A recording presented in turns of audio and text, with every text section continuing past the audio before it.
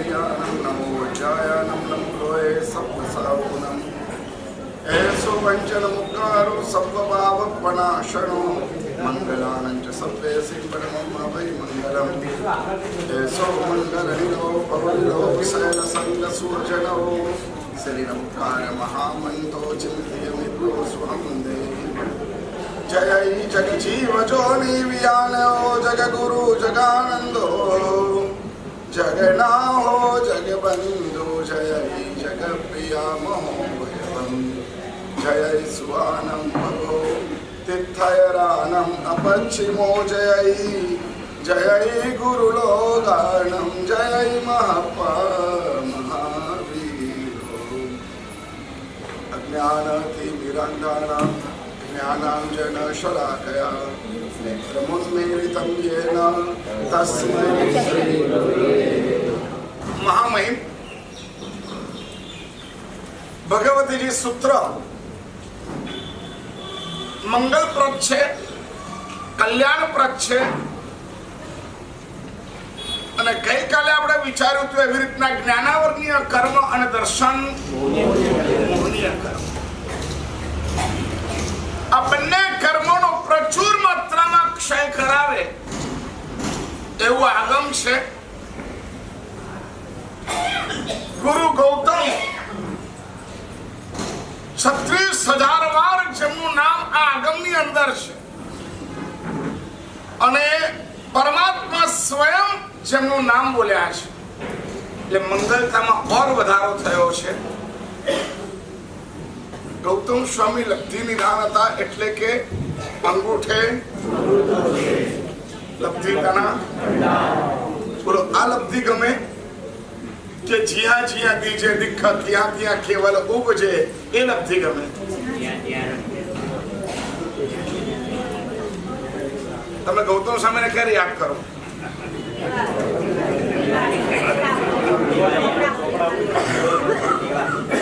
અને તે વખત જે લબ્ધિ માગો એ કઈ લબ્ધિ માગો? અંગૂઠે અમૃતવાળી. બહુ સામાન્ય લબ્ધિ છે. અખિલ મહાનસ લબ્ધિ એના ધણી હતા, બહુ સામાન્ય લબ્ધિ છે.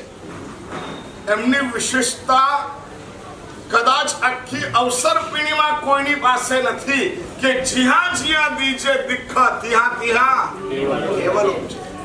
ભગવાન મહાવીરના હાથે દીક્ષા લેનાર એવાય બધાને કેવલ્યાણ થયું છે એવું નથી. ભગવાન મહાવીરના કેટલા સાધુઓ કેટલા શિષ્યો મોક્ષે ગયા ખબર છે? ભગવાન મહાવીરના શિષ્યો કેટલા હતા? 14,000. કેટલા? ભગવાન મહાવીર દેવ એમના સ્વયંના શિષ્યો કેટલા? 14,000. એમાંથી મોક્ષે કેટલા ગયા? 700.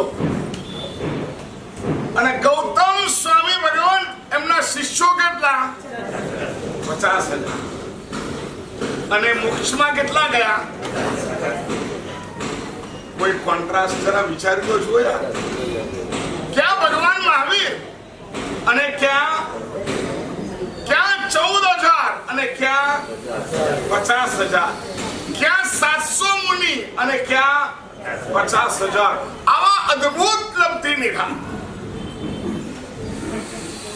એવા ગુરુ ગૌતમ સ્વામીનું વર્ણન, એવા ગુરુ ગૌતમ સ્વામીની દેહાકૃતિનું વર્ણન એમની બોડી લેંગ્વેજ આખ્યામાં બતાવીશ. અવધેવશ્રી મહારાજે ટીકાઓના માધ્યમે અને આ પરમ પૂજ્ય આગમો પરમ પૂજ્ય ભગવતીજી સૂત્રમાં ગૌતમ સ્વામી ભગવંતની હાઈટ કેટલી હતી, એમનો વાન કેવો હતો, એમના હાથ કેટલા હતા, એમની ભુજા સુધી ક્યાં સુધી પહોંચતી હતી, એમનું શરીર કેવું હતું, બધું વર્ણન છે. અને એટલા માટે મહામહિમ છે. અને કેટલાક વર્ષો જ આપણે મળવાનું છે. હમણાં પૂજ્યવાશ્રીએ કીધું ને 5મો આરો પૂરો થશે ત્યાં સુધીમાં આપણે ગમે તેટલા આગમ મંદિર બનાવશું, ગમે તેટલા આગમોનું હસ્તલેખન કરશું, ગમે તેટલા આગમોની તાળપત્રો પર લેખન કરશું, ગમે તેટલા સુવર્ણ પત્ર ઉપર, તામ્ર પત્ર ઉપર, માર્બલ ઉપર કોતરાવશું, આપણે રક્ષણ કરશું, ભંડારો કરશું, બધું જ કરશું, તો પણ કેટલા આગમ ટકવાના ખબર છે? કેટલા? 4 આગમ. અત્યારે કેટલા છે? કેટલી મૂડી આપણી પાસે વધારે છે? વધારે 10 ગણી મૂડી આપણી પાસે વધારે છે. જેમ જેમ સમય આવશે તેમ તેમ આગમો નષ્ટ થતા જવાના. અને સાગરજી મહારાજે તો એક વખત ત્યાં સુધી લખ્યું છે કે આગમોનું રક્ષણ થાય એટલા માટે આગમનું નહીં, પરંતુ આપણો જ્ઞાનાવરણીય કર્મનો, આપણો દર્શન મોહનીય કર્મનો ક્ષોભ થાય એટલા માટે આગમની ભક્તિ કરવાની. આગમો તો ટકવાના જેટલું છે, ભગવંતની આદેશના છે, પરમાત્માનું પુણ્ય આની સાથે ચાલે છે. આપણી જેટલી યોગ્યતા રહેશે એટલું જ અમને મળવાનું છે. અત્યારે 45 આગમ છે. 45 આગમ વાંચી શકાય એવી અનુજ્ઞા વાળા સાધુઓ પણ છે. પન્યાસ પદવી લે એટલે એને બધા જ આગમો વાંચવાની અનુજ્ઞા મળી જાય. અને છતાં પણ બધા આગમો વાંચેલા મુનિવરો કેટલા? ખ્યાલ આવે?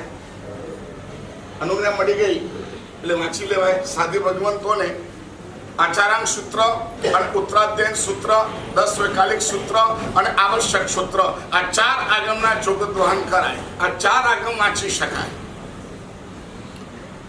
સાધી ભગવાન 4 આગમ વાંચી શકે. કયા કયા? તમારે નથી બોલવું. બોલો કયા 4? તમને ક્યાં પૂછું? બોલો. આચારાંગ, 10 વૈકાલિક, આવશ્યક અને ઉત્તરાધ્યયન. અરે આ ઉત્તરાધ્યયન, આ 4 આગમ સાધી ભગવંતો વાંચી શકે. એ સિવાયના બધા આગમ વાંચવાનો અધિકાર કોનો છે? સાધુ ભગવંતો. એમાં પણ ઘણી પદવી સુધી હોય,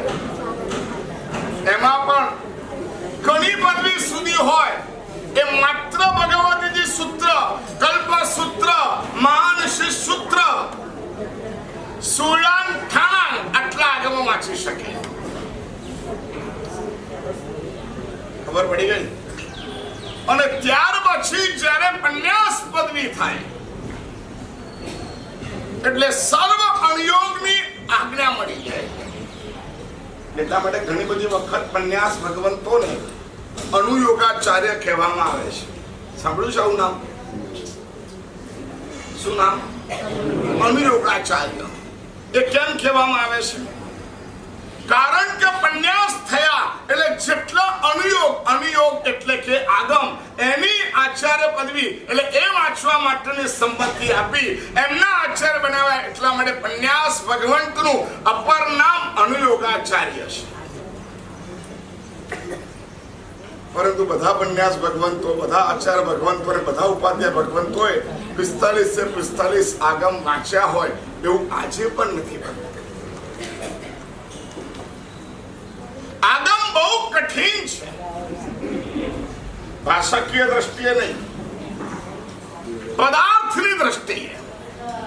ભાષા સરળ છે પરંતુ પદાર્થ અતિ અદ્ભુત છે. ગઈકાલે જેમ આપણે 6થા શતકની અંદરની કેટલીક વાતો જોઈ, 8મા શતકના સૂર્યોદયની વાત આપણે લીધી. પૂર્ણભદ્ર ચૈત્ય એ ગઈકાલે લીધી. એ વાત કયા શતકની હતી? 5મા શતક. 6થા શતકની અંદર બહુ સમજવા જેવી વાત આ કરી છે. પદાર્થો ગહન છે. બહુ જ પુણ્યનો ઉદય હોય ત્યારે આ પદાર્થો શ્રવણ કરવા પડે. હું તમને કહું છું, આ બધા પદાર્થો તમારે યાદ રહે ને તોય વાંધો નથી, અને ન યાદ રહે તોય વાંધો. એકવાર સાંભળો ચોક્કસ, યાદ રાખવાની કોશિશ કરો. સર્વજ્ઞ સિવાય આ રિપોર્ટ કોઈ ના આપી શકે. આ સર્વજ્ઞની લેબનો રિપોર્ટ છે. વિશ્વ વ્યવસ્થા શું છે, વિશ્વ કેવી રીતના ચાલી રહ્યું છે, ભૂતગલોની શું સ્થિતિ છે, જીવની શું સ્થિતિ છે, કર્મની શું સ્થિતિ આપણે લોકો ન કહી શકીએ. આ બધું કોણ કહી શકે? સર્વજ્ઞ તીર્થંકર પરમાત્મા. અને એ લેબ એનો આ રિપોર્ટ છે. અને એટલા માટે અતિ મૂલ્યવાન છે. છઠ્ઠા શતકમાં એક મજાનો પ્રશ્ન કર્યો ગૌતમ સ્વામી. મહાવેદના વાળો મહાનિદ્રા કરે, અલ્પ નિદ્રા વાળો અલ્પ નિદ્રા કરે,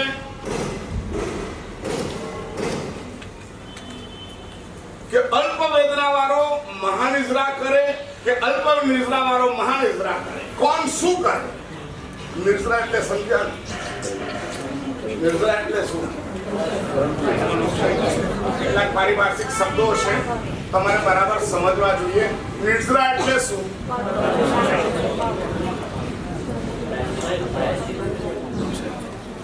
નિદ્રા એટલે તમારી ભીતરમાં રહેલા કર્મનો સંપૂર્ણ ક્ષય.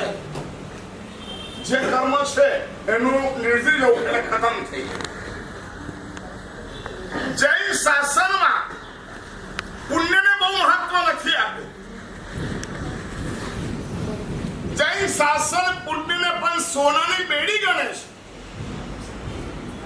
કદાચ એ પુણ્યનું બંધી પુણ્ય ન હોય તો બહુ જ મારી નાખે એવી સિચ્યુએશન અમારી ઊભી કરી શકે. ભાવના કરતા કરતા કરતા કરતા તમારા પોતાનો આરાધક ભાવ ખતમ થાય એવી શાસન પ્રભાવના હિતે ગણી નથી. ગુરુ ગૌતમ સ્વામી પ્રશ્ન કર્યો, હે ભગવાન, જે વધુ વેદના સહન કરે છે એ વધુ કર્મનો ક્ષય કરે છે, આ વાત બરાબર છે? શું લાગે છે? જે વેદના વધુ સહન કરે એ વધુ કર્મનો ક્ષય કરે કે ન કરે? કેમ? તમે વધારે કર્મનો ક્ષય કરો કે જે પેલો ભિખારી બેઠો છે એ પોતાના કર્મનો ક્ષય વધારે કરે?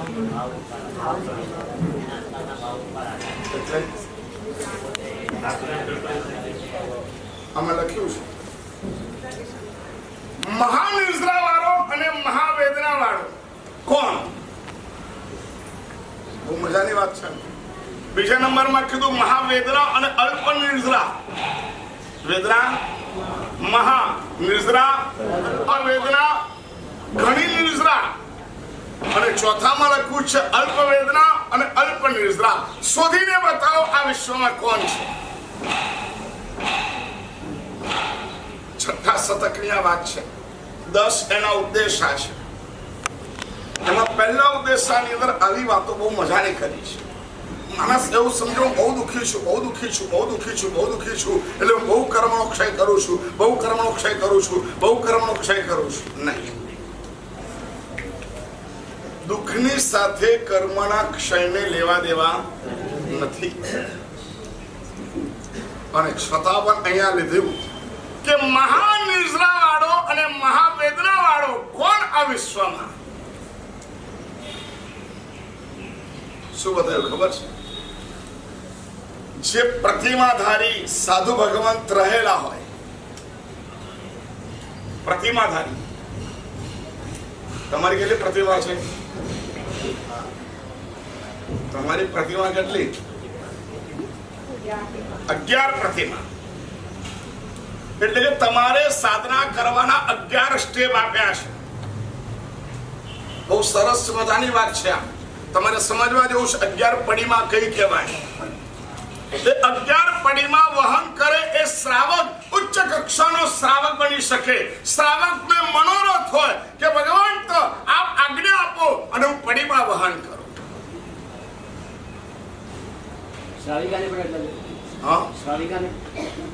શ્રાવિકાને મર્યાદાઓ સાથે પણ પડીમાં વહન કરવાનું છે. બધી નથી, લગભગ 6 થી 7 પડીમાં વહન કરવાની વાત સ્ત્રીઓ માટે છે. કારણ કે કેટલીક પડીમાં વહન કરવા માટે બહાર જવું પડે અને એ મર્યાદાનો લોપ થાય. એટલે અહીંયા બતાવ્યું મહાનિદ્રા અને મહાવેદના. આપણે ત્યાં બધા આનંદ વિમલ સુરી મહારાજ સ્મશાનમાં કૌશક કરતા હતા અને માણેકચંદ શેખ પહોંચ્યા, સ્મશાનનું ડાકું લઈને એમની દાઢી ઉપર લગાડ્યું અને દાઢી ભડભડ બળવા માંડી અને છતાં પણ એમને એમ રહ્યા. અલબત્ત એ પ્રતિમા ધારણ કરનારા નહોતા, તો પણ સુખમાલિકાની વાત આવે છે, સાધુઓ ક્યાં ક્યાં જઈને કૌશક કરે. આપણે ત્યાં સાંભળ્યું છે ને, સિંહની ગુફા પાસે જઈને ચોમાસું કરે, સાપના બિલ પાસે જઈને ચોમાસું કરે, કુવાના પાડ ઉપર ઉભા રહીને ચોમાસું કરે. હવે સાધુ ભગવંતો સંકલ્પો કરીને ઉપસર્ગો જે આવે એને સહન કરે. બાહુબલીની વાત આવે, કૌશક ત્યાં રહેલા અને એનું ચિત્ર તમે જોયું હોય તો નીચેથી રાફડા ઉભા થઈ ગયા, એમને લઈને ઉપર વેલો નીકળી ગઈ, વેલોની અંદર વળી પાછા પક્ષીઓ બેસી ગયા અને પક્ષીઓ વળી પાછા ચાંદ દ્વારા એમના શરીરને ફોલે અને છતાં એમને એમ કૌશક ત્યાં.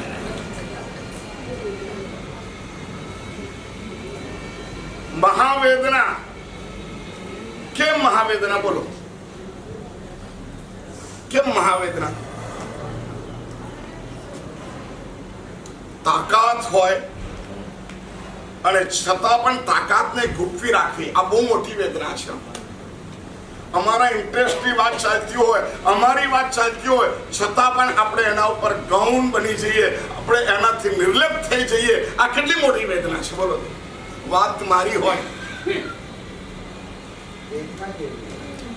માનસિક કંટ્રોલ, તમારી જ વાત હું કરતો ભાઈ સંજય અલ્પેશની ખબર છે ને, અને છતાં પણ મનમાં કશું જ ફીલ ન થાય. ઠીક છે, જે થવું હોય થાય. આ બહુ મોટી ઘટના છે. નિષ્પક્ષ ભાવ, તટસ્થ ભાવ, સમત્વ ભાવ, નિર્લેપ ભાવ, એના સંબોધનો આ સિચ્યુએશનની સાથે ઘટે છે. વાત મારી હોય છતાં પણ મને એનાથી કોઈ લેવા દેવા ન હોય. તાકાત અદ્ભુત હોય. બાહુબલીની તાકાત કેટલી, સાધુની તાકાત કેટલી, એમાં પણ લબ્ધિઓ ઉત્પન્ન થાય, તપશ્ચર્યા કરેલી હોય, જે બોલે થાય એવું હોય, અને છતાં પણ વિચાર તો કરજો યાર, ભગવાન જ્યારે દીક્ષા લઈને નીકળ્યા અને કેટલીક કન્યાઓ જ્યારે પરમાત્માને વિખેડી વળીને, અને તે વખત પરમાત્માનો કોઈ રિસ્પોન્સ નહોતો ને, ત્યારે પરમાત્માને એ લોકો એવું કીધું, આ તો નિર્વેદી છે, આને તો નપુંસક છે, આનામાં કઈ કસ નથી, આવું કઈ નાખે, આવી ગાળો આપે, અને છતાં પણ પ્રભુ કેવા હોય, સમાપ્તમાં હોય. આ મહાવેદના હોવા છતાં પણ એમાં મહાનિર્જરા થાય છે. આપણે તો કોકની વાત સાંભળી હોય ને તોય બીજા 10 સુધી પહોંચાડીએ નહીં, ત્યાં સુધી અંદર ધર્મપત થાય નહીં. થાય કોઈના ઘરની કોઈ વાત ખબર પડી અને બીજે દિવસે વ્યાખ્યાનમાં આયા અને પછી ચાલુ વ્યાખ્યાનમાં જતા રહ્યા, આપણને એવું લાગે આઈને સાંભળ્યા અને આ વળી પાછા જતા રહ્યા, કોને કાંઈ કીધું નથી, સીધા સીધા આયા ને સીધા સીધા ગયા. તોય બોલો એ વાત 8, 10, 15 વ્યક્તિ પાસે તો હોય કે ના હોય? એ ક્યારે પાસ થઈ જાય ખબર પડે નહીં. કોઈના સમાચાર કેવી રીતના પાસ થઈ જાય ખબર ના પડે, નથી રહી શકતું. આપણા મનની અંદર કોઈ ઘટનાનું રિએક્શન ન હોય. પ્રતિમાધારી સાધુનું લક્ષણ એ છે કે એને વિશ્વની કોઈ ઘટના સાથે લેવા દેવા નથી. એને પોતાના સ્વયંના આત્માની ઘટના સાથે લેવા દેવા છે. કર્મ અને આત્મા વચ્ચેના સંઘર્ષોનું સતત એ નિરીક્ષણ કરતો હોય. એટલે પહેલા તબક્કામાં મહાવેદના, મહાનિર્જરા કોણ? પ્રતિમાધારી સાધુ ભગવાન. હવે મહાવેદના, અલ્પ નિર્જરા, બહુ જ વેદના અને છતાં અલ્પ નિર્જરા કરે. આવું કોણ? ભગવતી સૂત્રનું 6થું શતક બતાવી રહ્યું છે, પહેલો ઉદ્દેશ્ય બતાવી રહ્યો છે. વિશ્વની અંદર આ જોવા જેવું છે. આંબેલનું પચખાણ કર્યું હોય અને લીલોતરી ના ખાય, આંબેલનું પચખાણ કર્યું હોય અને 6 વીઘે ના વાપરે, અને કશું જ ન કર્યું હોય અને છતાં પણ ડોક્ટરે કીધું હોય અને ખાલી મગનું પાણી પીએ, બોલો વેદના ક્યાં વધારે?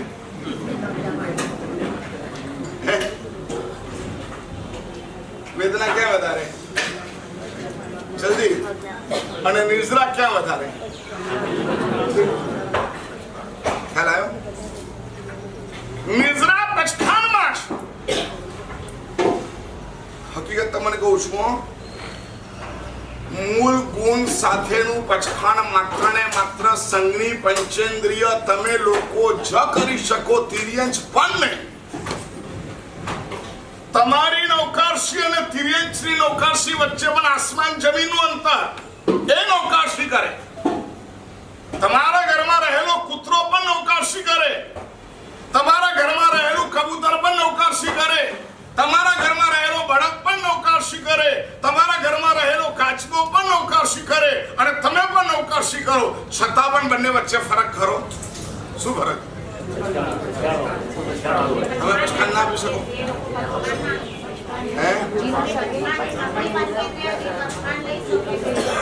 અને પચખાણ લે તો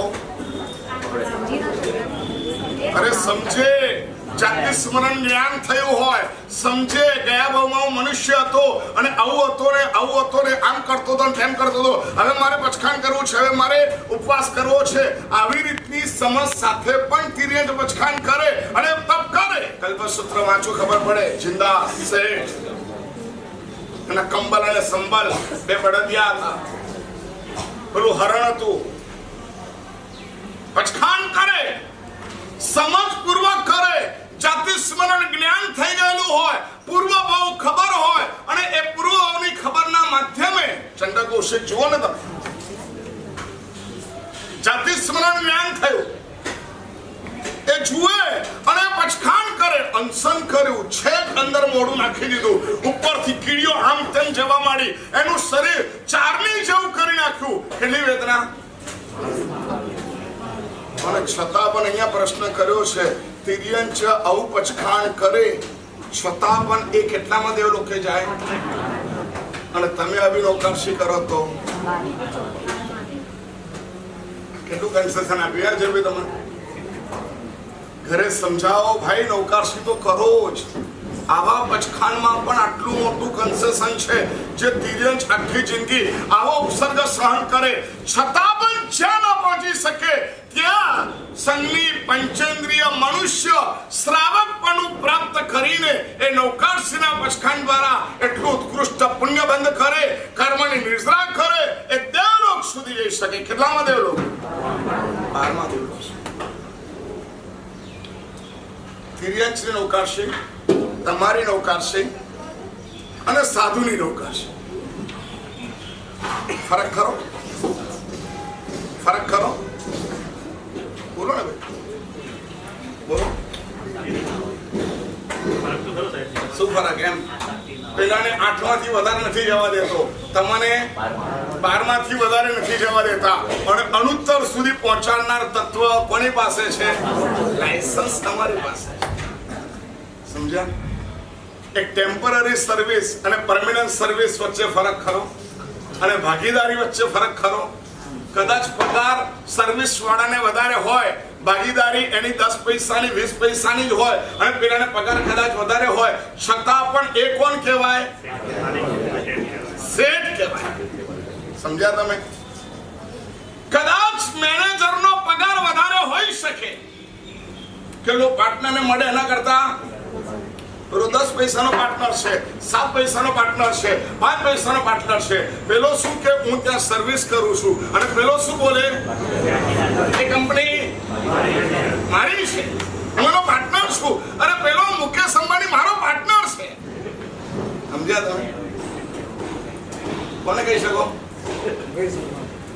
મુકેશ અંબાણી મારો પાર્ટનર છે એવું પણ તમે કહી શકો. એક કંપનીની અંદર તમે 5 પૈસા, 10 પૈસા, 25 પૈસાના પણ પાર્ટનર હો એટલે કંપનીના તમે કોણ કહેવાઓ? શેઠ કહેવાઓ. અને તમે ત્યાં મેનેજર તરીકે, મુખ્ય સીઈઓ તરીકે કંપની સંભાળતા હોય, કદાચ તમારી પાસે પૈસા આવે એના કરતા પગાર એની પાસે વધારે જતો હોય, છતાં મને કોણ કહેવાય? કોણ કહેવાય? એમ્પ્લોય કહેવાય. જોબ કરે છે, નોકર છે. ગુજરાતી કઠિન પડે નહીં. નોકર કહીએ તો અને એમ્પ્લોય કહીએ તો હા. કેટલાક ઇંગ્લિશ શબ્દો એ છે ને તમને મર્યાદાઓ બદલી નાખી છે. કેટલાક ઇંગ્લિશ શબ્દો એ તમને મર્યાદા બદલી નાખી છે. પેલો નોકરી કહેવાય. અને ત્રીજો માણસ જે ટેમ્પરરી જરૂર પડી છે, એસોર્ટમેન્ટ વધારે કરવાનું છે તો એને બોલાયો, આજે આવો, પછી જરૂર હશે તો કાલે બોલાવીશ. આજે આવ્યો અને એક દાડામાં ખૂબ કામ કરીને 5000 રૂપિયા લઈ ગયો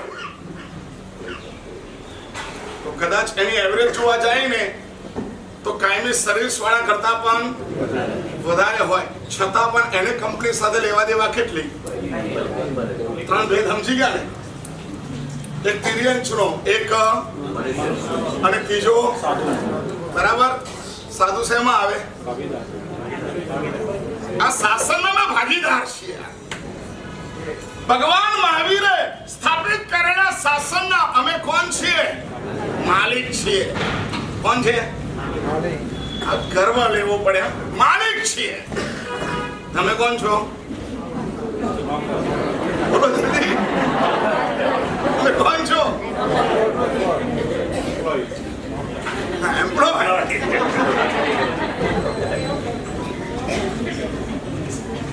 તમે જોબ કરો છો, જ્યાં ઘરનો ફોન આવ્યો નથી તો ભાગ્યા. બરાબર. અમને ટિફિન આપવાનું છે, ભરવાનું છે તો અહીંયાથી ભાગ્યા. અમે માલિક છીએ. ઓછું કરીએ તોય પ્રોફિટ કાયમી છે. માલિક આખા છીએ. તિર્યંચની નૌકારસી, શ્રાવકની નૌકારસી અને સાધુની નૌકારસી વચ્ચે ફરક છે. અમને 5મા અનુત્તર સર્વાર્થ સિદ્ધ સુધી પહોંચાડે એવી નૌકારસી અમારી પાસે છે. ખબર પડે છે? અને 12મા દેવલોક સુધી પહોંચાડે એવું સામાયિક તમારી પાસે છે.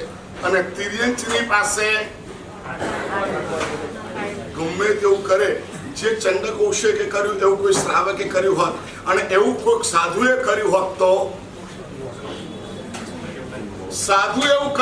તો મોક્ષમાં ચાલ્યો ગયો. ચંડક કૌશિકે જે કર્યું છે એવું સાધુએ કર્યું હોત તો મોક્ષમાં ચાલ્યો ગયો હોત. મહાવેદના અને અલ્પ નિર્જરા. બરાબર સમજી લેજો. આ બધા પદાર્થો આગમિક પદાર્થો છે. બહુ મહત્વના સમજવાના પદાર્થો છે કે મારી પાસે રહેલું આ શ્રાવકપણું એ કેટલું અદ્ભુત છે, મારી પાસે રહેલું સાધુપણું કેટલું અદ્ભુત છે. અમારા એક શબ્દની અસર શું થાય, તમારા એક શબ્દની અસર શું થાય અને તિર્યંચના એક શબ્દની અસર શું થાય? ખ્યાલ આવે છે? દેવતા ઊંચા કે તમે ઊંચા? દેવતા ઊંચા કે તમે ઊંચા? કોણ ઊંચું? મેં ઊંચા. બીજા પહેલા નંબરની અંદર શું હતું? મહાવેદના ને મહા. કોણ હતું નામ એનું? પ્રતિમાધારી સાધુ ભગવાન. બીજા નંબરની અંદર મહાવેદના અલ્પ નિર્જરા. એમાં નામ આપ્યું છે નારકીના છે. કયા જીવો? વેદના ખૂબ, પણ એની સાથે સતત અર્થ ધ્યાન, સતત અર્થ ધ્યાન, સતત અર્થ ધ્યાન.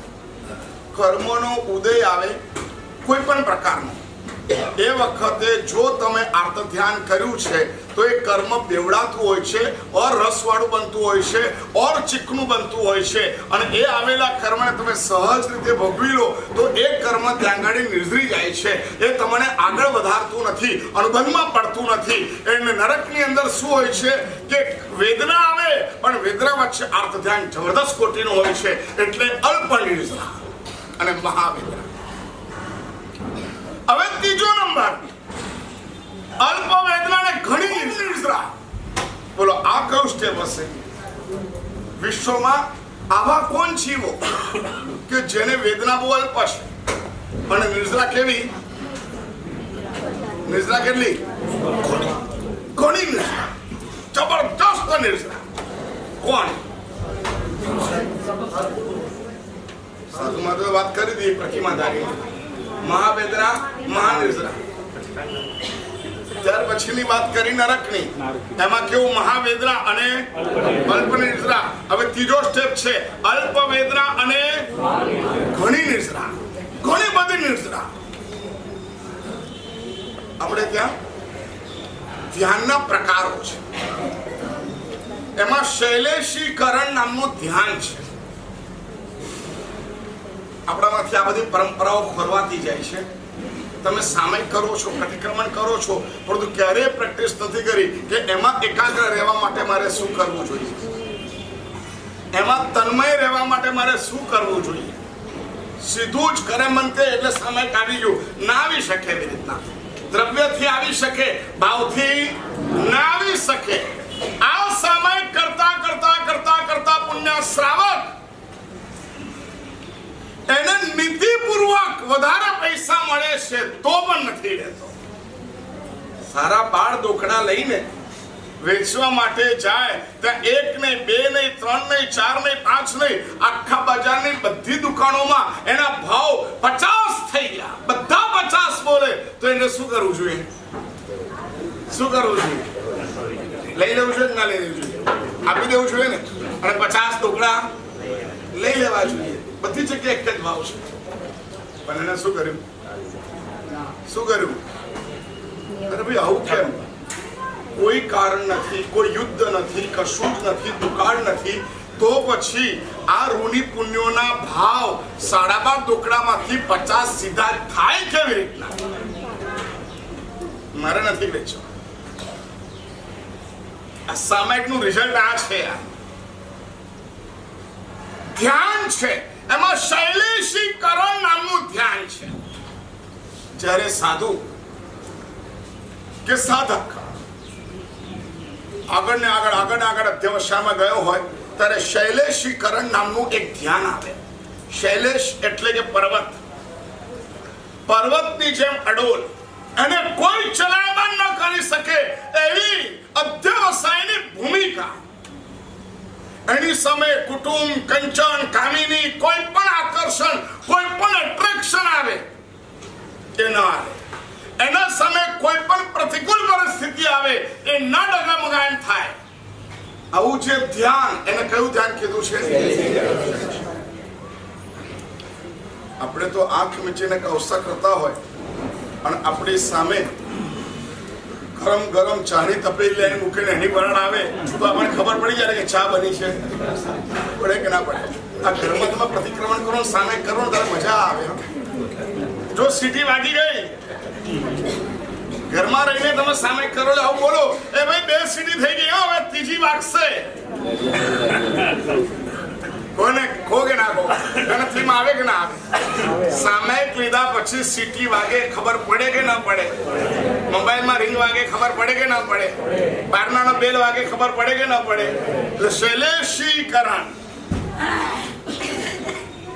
દુનિયાનું કોઈ તત્વ રાગજનક કે દ્વેષજનક કોઈ પણ તત્વ તમને ચલાયમાન ન કરી શકે એવી ધ્યાનની મનોગત એ અવસ્થા, અધ્યવસાયની એ ભૂમિકા, એને શૈલેષીકરણ કહેવાય છે. પુણ્યવાળો થોડાક ધ્યાનમાં પ્રવેશ કરવા જેવો છે. અમે હજી આર્ત ધ્યાનને પણ સમજતા નથી, રૌદ્ર ધ્યાનને પણ સમજતા નથી. ધર્મ ધ્યાનનો તો ધ અમારી પાસે નથી.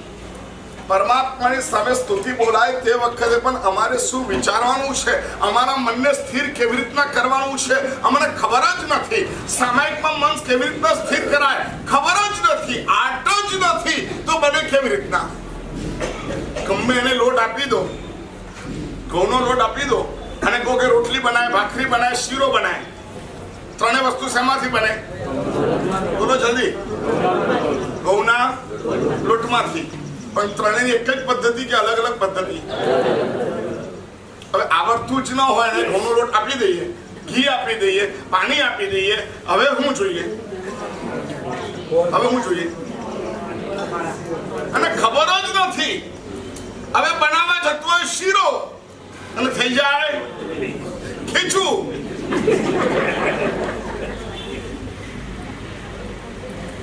પહેલા થૂલીનું નામ આવતું, કરવા ગયો કંસાર અને થઈ ગઈ થૂલી.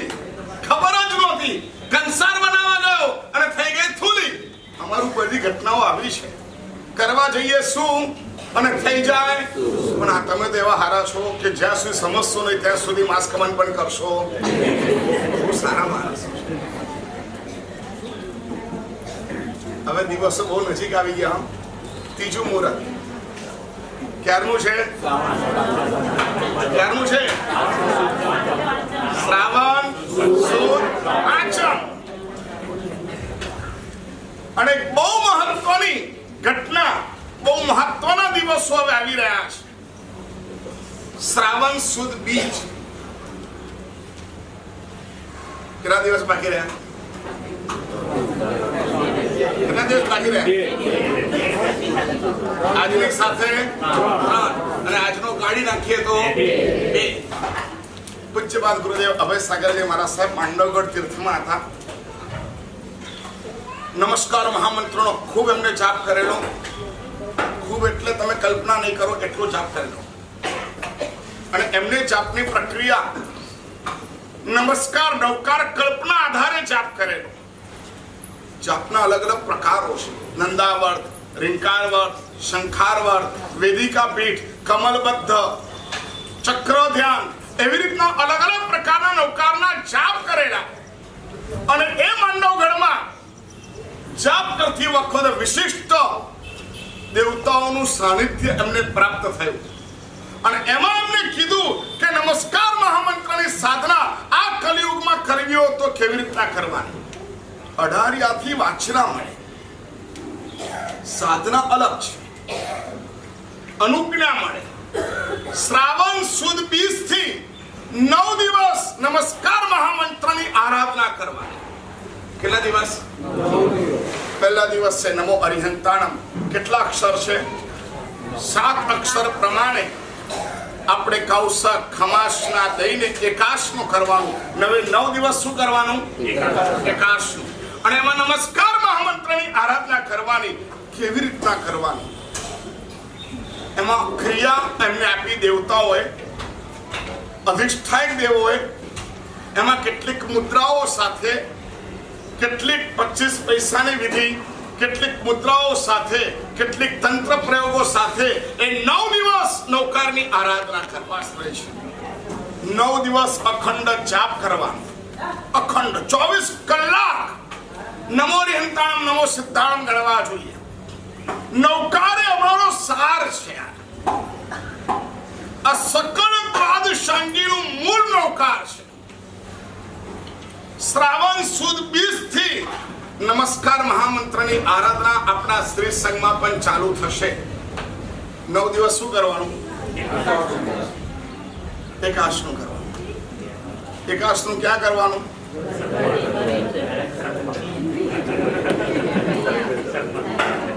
બોલો ને. એકાશનું અહીંયા કરવાનું. અખંડ જાપ ક્યાં કરવાનો? અહીંયા કરવાનો. ક્રિયા ક્યાં કરવાની? અહીંયા કરવાની. 9 દિવસ રહેવાનું ક્યાં? તમારે રાત્રે ઊંઘવા ઘરે જવાનું, આ લોકોએ દિવસે ઘરે જવાનું. દિવસ દરમિયાન તમારે અખંડ જાપ કરવાનો, રાત્રે ભાઈઓ અખંડ જાપ કરવાનો. પરંતુ આ ઉપાશ્રયના અણુની અંદર નવકાર મહામંત્ર ફેલાઈ જવો જોઈએ. નમો હરિહંતાણમ નમો સિદ્ધાણમ નમો આયર્યાણમ નમો ઉચ્ચાયણમ નમો લોએ એસો પંચ નમસ્કાર. આ 5 ને કરેલો નમસ્કાર સર્વ પાવપણાશનો સર્વ પાપોનો નાશ કરે. મંગળાંચ સર્વે સિંહ પડવમ હવૈ. નવકાર વિશે ખૂબ સમજવાનું છે. અને નવકાર મહામંત્રની એ આરાધના આપણે ત્યાં પ્રારંભ થશે. હવે આમાં તો બેસી શકો ને તમે? બોલો ને ભાઈ, હા કે ના? 9 દિવસ માત્ર નવકાર. નવકારમય બની જઈએ.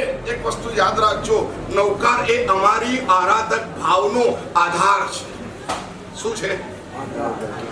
અમારા આરાધક ભાવનો આધાર છે. અર્યંતની કરુણા એની પાસે રહે જેની પાસે નૌકાર હોય. સિદ્ધોની કરુણા એની પાસે હોય જેની પાસે નૌકાર દ્વારા આધાર બની ગયેલો હોય, પાયો નખાઈ ગયેલો હોય. આચાર્ય ઉપાધ્યાય સાધુ એને જ પચે. મળે વાત નથી કરતો, પણ શું વાત કરું છું? પચે. બહુ કઠિન છે. દેરાસર પચી જાય, પણ સાધુ પચવા. શંખેશ્વરની પ્રતિમા પચવી હેલી, સમજીએ? શંખેશ્વરની પ્રતિમા પચી જવી સહેલી, પણ નાનકડા સાધુ પચવા મુશ્કેલ, અઘરા. ક્યારે કઈ આજ્ઞા આવે, ક્યારે શું થાય ખબર ન પડે, અને છતાં અમારું માઇન્ડનું બેલેન્સ રાખવાનું બહુ અઘરું છે. આ કરુણા ઝીલવા માટે અમારા આરાધક ભાવનો આધાર એ નૌકાર છે. બીજથી નમસ્કાર મહામંત્રની આરાધના જબરદસ્ત રીતે આપણે કરવાની છે. એટલે બીજા તબક્કામાં હતા, એમાં નરકીના જીવો કીધા. એ પણ કઈ નરકના? 6ઠી 7મી ના નરકના જીવો, મહાવેદના અને અલ્પનિદ્રા. ત્યાર પછી ત્રીજા તબક્કામાં હતા શૈલેષિક અવસ્થા. એમાં જે રહેલા સાધુ ભગવંત હોય, શ્રાવક હોય, શ્રાવિકા હોય, જઈ શકે. પરંતુ શૈલેષીકરણ કરે ને એટલે ક્યાં જાય ખબર છે? સીધા મોક્ષમાં જ જાય. એટલે મોક્ષની નજીકનું જે ધ્યાન છે ને એ ધ્યાન આ છે. ત્યાં શું છે? અલ્પ વેદના અને ઘણી નિદ્રા. અને ચોથો તબક્કો અલ્પ વેદના, અલ્પ નિદ્રા. બોલો કોને હશે? અલ્પ વેદના અને અલ્પ નિદ્રા કોને? કલ્પેશભાઈ તમારો નંબર ક્યાં આવે આમાં? ચોથામાં આવે? હે? અલ્પ વેદના ક્યાં છે? પણ અલ્પ વેદના ક્યાં છે? કેટલી વેદના છે અને વેદના ખબર નથી પડતી, એનું ઝેર ચડેલું છે. બાકી આ તેલનો ડબ્બો નથી ને ખાંડનો ડબ્બો નથી ને. અલ્પ વેદના અને અલ્પ નિદ્રા અનુત્તરવાસી વિમાનના દેવતાઓને બતાવે છે. એમને કે પ્રશ્ન થાય ને તો સમવસરમાં જવાનું નહીં. એમને ખોરાક ક્યારે લેવાનો? કોઈ જાતની ઉપાધિ નહીં. એવા ઝુમ્મરો હોય. તમે સર્વાર્થ સિદ્ધ વિમાનનું વર્ણન જો તમે સાંભળો ને તો તમારા કોઈ ફ્લેટ કામ ના લાગે. મુકેશ અંબાણીનું એડવાઇઝર કોઈ કામ ના લાગે. શું એનું વિમાન હોય, શું એના ઝુમ્મરો હોય, શું એનો પ્રકાશ હોય, એના થાંભલા, એની સીલિંગ, એનું ફ્લોરિંગ, અને એમાં જે ધ્વનિ પેદા થાય, સૂર પેદા થાય. એ ઝુમ્મરો છે ને આમ હાલે અને એમાં જે સ્વર પેદા થાય અને એમાં જે રાગ પેદા થાય, અદ્ભુત કક્ષાએ. એમને દ્રવ્યાણ યોગનું ચિંતન કરતા કરતા કરતા પ્રશ્ન કશો થાય તો એમને ત્યાંથી હટવાનું નહીં. કોને ખબર પડે? તીર્થંકર પરમાત્માને તે ઓટોમેટિક રિંગ જાય કે પેલા દેવને આવો પ્રશ્ન થયો છે, અને તીર્થંકર પરમાત્મા અહીં બેઠા બેઠા એને જવાબ આપી દે અને જવાબ એને મળી જાય અને ત્યાંથી જ વંદન. મજા આવે ને? ઘરે બેઠા બેઠા ટીવી ની અંદર વ્યાખ્યાન સાંભળીએ તો મજા આવે કે ના આવે? બોલો ને. તમે એવા થઈ ગયા છો ને બધું જ ચલાવો, બધું જ ચલાવો. સાહેબ ધર્મ થઈ ગયો. તમને ધર્મ એટલે શું એ જ ખબર નથી, ડેફિનેશન જ ખબર નથી. ધર્મ એટલે શું? વીરતી વગર કોઈ ધર્મ હોય નહીં. યાદ રાખજો,